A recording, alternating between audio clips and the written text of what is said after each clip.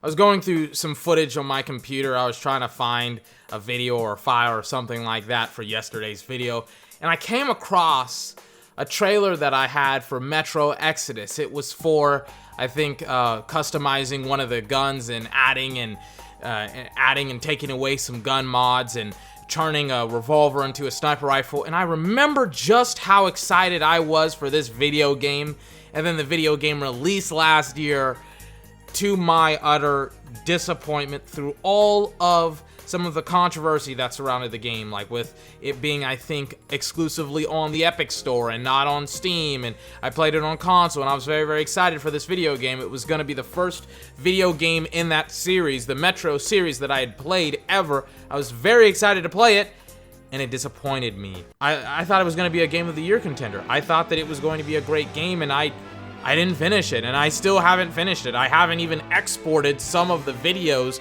on my PS4 that I took and I put on share, or that I captured on my PS4 onto my computer. I haven't exported them yet. That's how disinterested I am in this video game.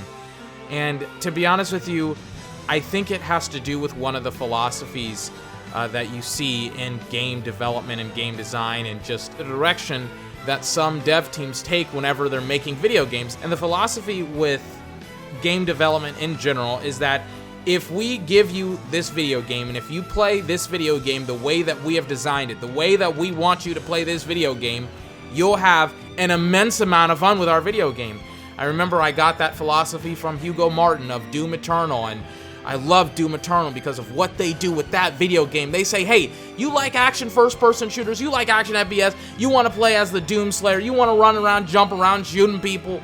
You can do that in this video game, but you gotta weapon swap, you gotta use the chainsaw, you gotta use the flame belt, you gotta use the grenades, you gotta use a lot of weapons and a lot of the equipment and tools that we give at your disposal to have fun with this video game. But if you do all of that, you'll have fun with this video game. I didn't get the same thing with Metro Exodus. I played their game the way that it was intended to be played, and I didn't have a lot of fun with it. And the worst thing is that it was compounded by the fact that I was just coming off of playing Kingdom Hearts 3.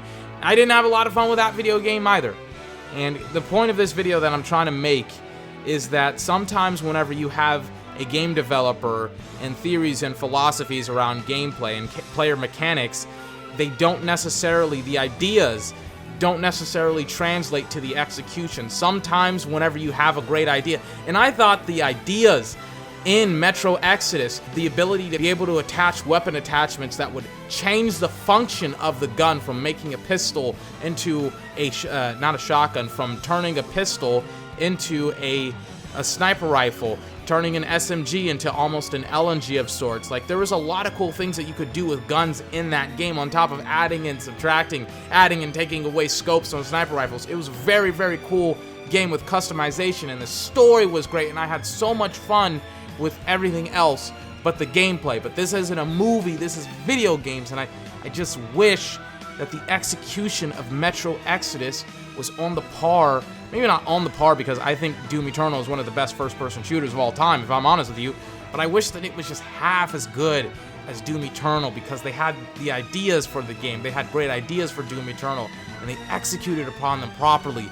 But unfortunately with Metro Exodus, they had great ideas with their video game, but they didn't execute upon them properly, and the player mechanics really suffered in that video game. And sometimes I look back at that video game and I think to myself, I'm like, some of the ideas that they had, some of the execution that they had with that video game, deliberately making it a slower paced game, kind of clashed with the theme of being a first-person shooter. It wasn't like take Fallout 4, for example. Fallout 4 is another great example of, great ideas but poor execution. Or better yet, Fallout 76, another game with, great idea, poor execution.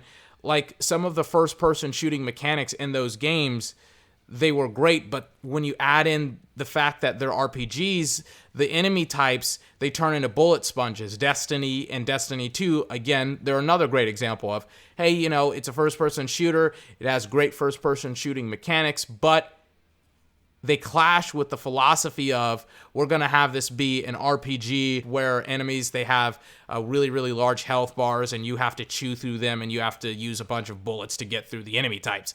It sucks.